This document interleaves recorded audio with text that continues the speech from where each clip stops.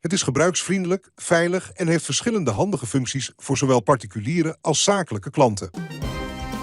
Het belangrijkste nieuws van Curaçao in het Nederlands. Extra Journaal. Vers van de pers.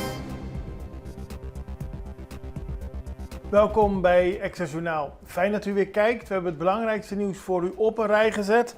We beginnen met het bericht dat Sylvania eveneens de zorgkosten wil verminderen. De minister van Gezondheid, Milieu en Natuur reageert daarbij op een persconferentie van het College Financieel Toezicht vorige week, waarin ze aangaven dat de zorgkosten op Curaçao heel hoog zijn, 15% van het bruto binnenlands product. En dat is ook veel hoger dan vergeleken met bijvoorbeeld Aruba, Sint Maarten of Nederland. De minister heeft nu laten weten dat hij vastbesloten is de zorgkosten omlaag te brengen. Zijn intentie is om binnen de komende 4 jaar een daling van de uitgaven te realiseren, zonder de volksgezondheid in gevaar te brengen, maar met speciale aandacht voor mensen met minder middelen. Hij sluit zich daarom ook aan bij de aanbevelingen van het CFT om de lijst met generieke geneesmiddelen uit te breiden. Dat heeft hij schriftelijk gezegd in een reactie waar de Extra zicht op heeft gekregen. Het is een reactie aan de Extra waarin hij aangeeft dat onder meer de lijst met generieke geneesmiddelen veel groter moet zijn, omdat daarmee niet alleen dure merkmedicatie kan worden gekocht, maar ook goedkopere medicatie die van hetzelfde goede niveau zijn. Apothekers hebben geen invloed op de prijs van geneesmiddelen. Dat heeft de Vereniging van Apothekers-Eigenaren laten weten gisteren in een persbericht. Ook zij reageren op de persconferentie van het College Financieel Toezicht. Die zegt dat de kosten in de zorg te hoog zijn. Maar de apothekers laten weten dat zij geen invloed hebben op de prijs van geneesmiddelen. Die wordt namelijk bepaald door de groothandel die dat overeenkomt met de SVB. Alleen als een geneesmiddel niet verkrijgbaar is lokaal, moet de Botica uit Nederland importeren om te voldoen aan zijn wettelijke plicht. Maar dan wordt er steeds gekozen voor het goedkoopste alternatief. Al dus de eigenaren van apothekers, die laat weten ook mee te willen denken aan een verlaging van de zorgkosten op Curaçao, omdat dat in het algemeen belang is. Kustwacht redt vissers op zee. Dat gebeurde gisteren. Toen kreeg de kustwacht een melding van 3 lokale vissers die zich op zee bevonden en zich vasthielden aan hun omgeslagen boot. Het Maritiem Operatiecentrum kreeg die melding en direct werden daarop kustwachtpersoneel naar de plaats gevlogen. Daar zagen ze dat de 3 personen inderdaad zich vasthielden aan hun omgeslagen boot. De mannen werden uit het water gehaald en naar Hato gebracht, waar ambulancepersoneel klaar stond om hem voor verdere medische behandeling naar het CMC te vervoeren. Ouders verdacht van mishandeling, een heel treurige zaak waar de Extra nu over schrijft. De moeder en vader van een 7 maanden oude baby blijven in hechtenis nadat hun detentie met 16 dagen is verlengd. De moeder was eerst vrijgelaten, maar het Hof van Beroep heeft de aanklachten dermate ernstig beoordeeld dat ook de moeder moet blijven vastzitten. De 2 worden verdacht van het mishandelen van hun baby. Die heeft een ernstige verwonding bij zijn ogen, ernstige problemen met zijn ogen, waardoor hij misschien volledig blind zou komen ontstaan. Ook waren allemaal verschillende indicaties dat de baby zou worden mishandeld. Hij is te hoog. Hij is naar Colombia gebracht voor nader onderzoek, maar het blijft erg moeilijk met de baby. En de ouders zitten dus vast. De zaak wordt nog verder onderzocht. Maar het feit dat ouders vastzitten vanwege langdurige en stelselmatige mishandeling van hun baby, dat is natuurlijk een heel trieste en pijnlijke zaak. Geen spoor van Wilfrido Florentina. Het is verdrietig om te zien, zo zegt de familie, maar we kunnen geen spoor vinden van Wilfrido Florentina. Het is de opa van het gezin, de vader van het gezin, die al meer dan een maand vermist is. Er is afgelopen weekend ook weer gezocht met de Cygni zoekhonden, die speciaal uit Nederland naar Curaçao kwamen. Maar er is geen enkel spoor meer van Wilfrido Florentina, in de 80 inmiddels gevonden. Dus daarom zegt de familie, hij rust in vrede. Wellicht zullen we nooit meer weten wat er is gebeurd. onderdelen weggehaald van gestolen auto. Dat meldt de politie. In het weekend was een zwarte Toyota Yaris aangetroffen die in de nacht daarvoor was gestolen. En in die nacht hebben de dieven verschillende onderdelen verwijderd, waaronder de bumper, koplampen en achterlichten. De politie heeft het voertuig met een takelwagen in beslag genomen en naar het politiebureau depot gebracht om verder onderzoek voor te zetten. Maar opmerkelijk is dat in de afgelopen dagen meerdere Toyota Yaris zijn gestolen. VKC installeert nieuwe leden. Afgelopen zaterdag heeft het vrijwilligerskorps Curaçao VKC 14 leden geïnstalleerd die na hun promotie officieel tot officier zijn benoemd. In augustus vorig jaar begonnen 15 kandidaten aan de opleiding. Er zijn inmiddels 13 geslaagd en bevoordeeld tot de rang van tweede luitenant. Dat moet 14 zijn. De nieuwe officieren volgden verschillende modules die hen voorbereiden op hun veelzijdige rol. Zo kregen zij les in de Nederlandse taal, ook computertraining, militaire vaardigheden. Allemaal om een volwaardig onderdeel te kunnen zijn van het mooie instituut dat VKC heet. Gefeliciteerd en wij gaan even over naar een break. We zijn zo bij u terug. Banco di Caribe presenteert met trots haar gloednieuwe mobiele bankapp. Ontworpen met uw gemak in gedachten. Download de app vandaag nog in de App Store of via Google Play.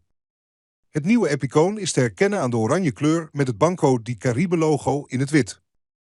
Voor meer informatie over registratie kunt u terecht op www.bancodicaribe.com of op de Facebookpagina van Banco di Caribe voor een duidelijke stap-voor-stap instructie. Klanten kunnen ook bellen naar 432 3555 voor ondersteuning of langskomen bij een van de Banco di Caribe vestigingen. Extra in Nederland. Van Amsterdam tot Arnhem, van Groningen tot Maastricht, Extra is erbij. Volg Extra Digitaal en blijf op de hoogte van de belangrijkste ontwikkelingen in Nederland. Extra Digitaal is te zien op verschillende platforms en kanalen zoals WhatsApp, YouTube, Facebook, Instagram en ook TikTok. Wilt u ons op de hoogte brengen van een evenement of iets doorgeven? Neem contact op via WhatsApp, e-mail, Facebook of bel gewoon 06 1364 2945. Volg of abonneer je op Extra Digitaal. Klik aan en volg ons.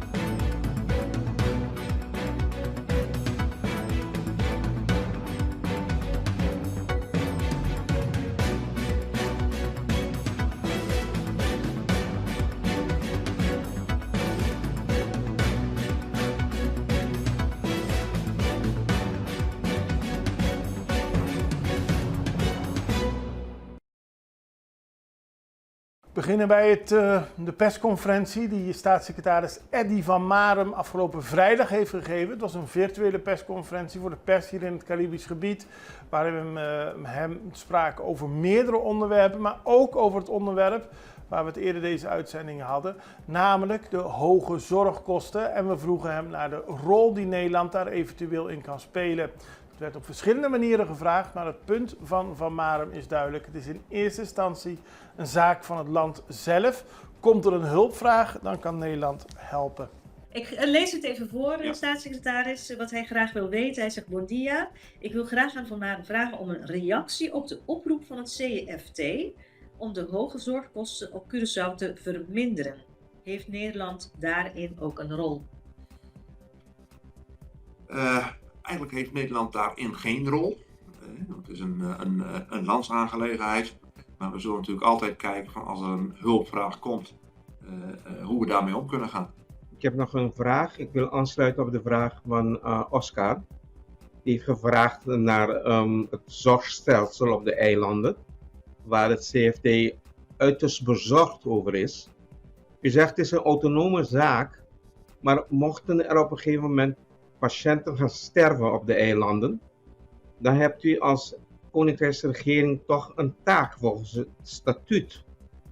Wat kunt u erover zeggen? Ja, het is natuurlijk altijd zo van, kijk, in principe zijn de zorgtaken gewoon de zaak van een autonoom land. Maar als er zaken gaan die helemaal niet goed gaan en er komt een hulpvraag, dan zullen we natuurlijk altijd kijken van of we daar in bij kunnen dragen. Maar daar kan ik niet op vooruitlopen op dit moment.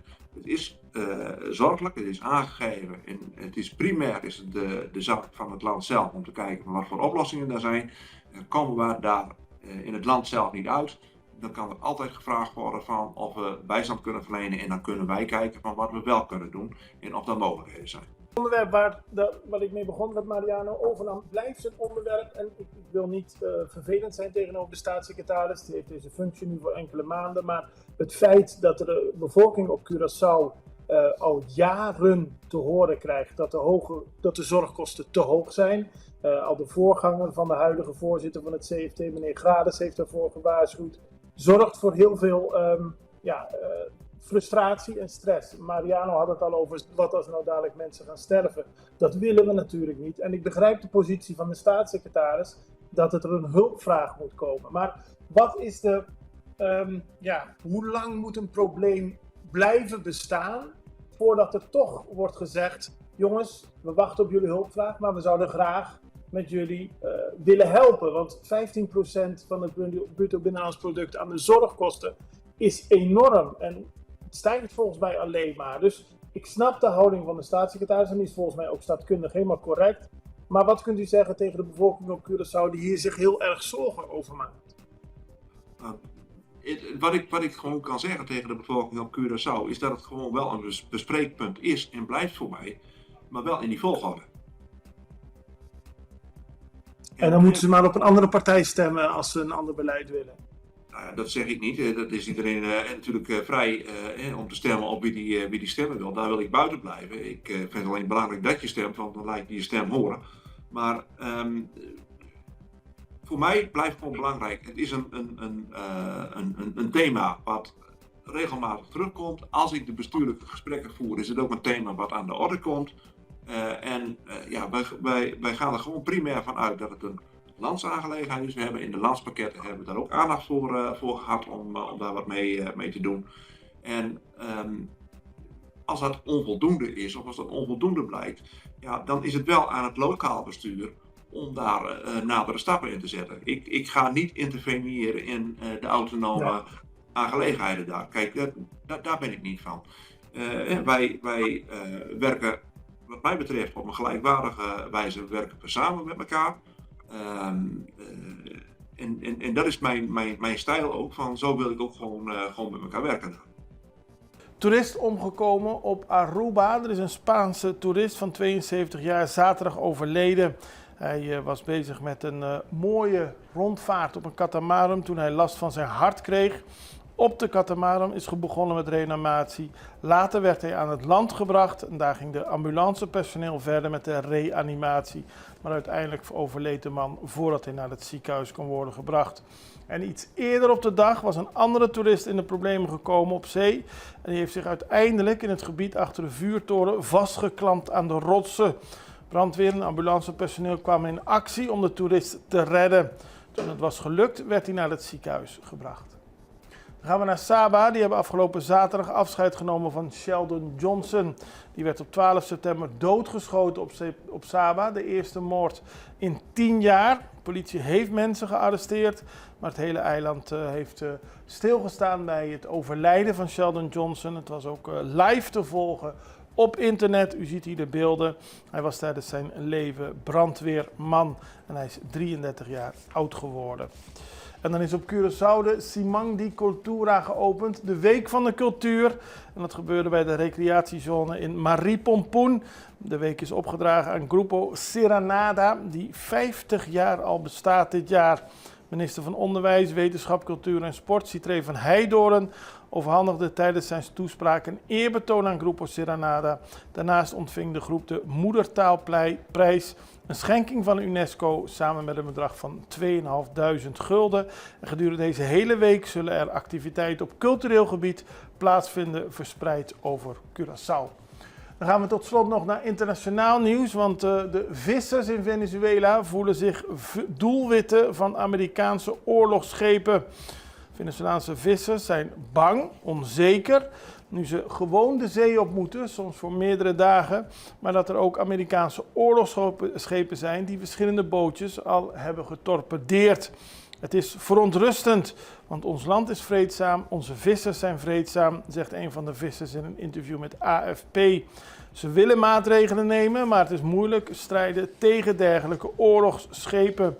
Volgens de vissers is het opmerkelijk dat er geen bewijs wordt geleverd, maar dat opvarenden daadwerkelijk worden getorpedeerd en wordt gezegd dat ze drugshandelaren waren. Ze bombarderen zonder te weten of er echt drugs aan boord waren. De vissers zien het als een bedreiging en zijn bang om verder te gaan werken, maar ze hebben geen keus. Daarmee zijn we aan het einde gekomen van deze aflevering van Extra Journaal. We zijn er morgen weer en ik hoop u ook het allerbeste. Tot ziens. Dag.